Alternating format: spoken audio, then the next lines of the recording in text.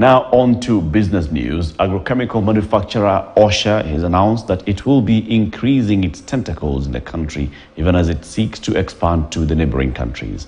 The company is seeking to grow by nearly 55% by 2025 and is targeting an annual growth of up to 43%.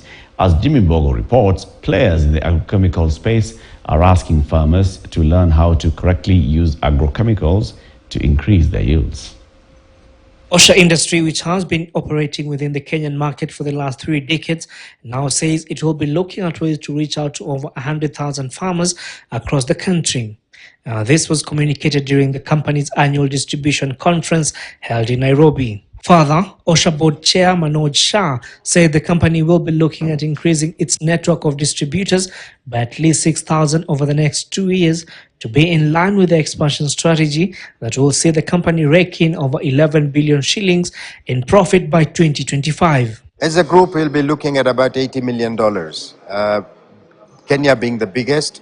Of course, we have got Zambia, we got Malawi, we got Uganda and Tanzania. We're developing Ethiopia. We have the indirect business to Rwanda and Burundi. So we will keep expanding into those territories and achieve that milestone of $80 million by the year 2025.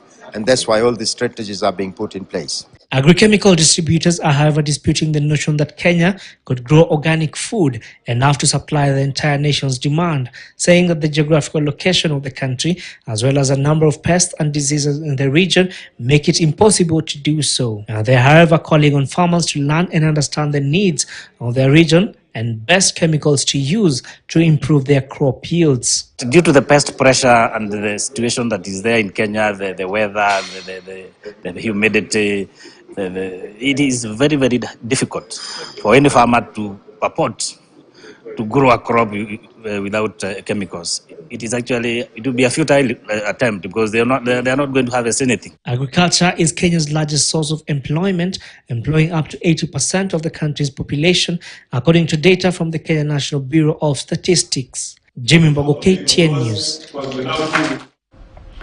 Enos Njiro has officially taken over the mantle of leadership at the Kenya Tea Development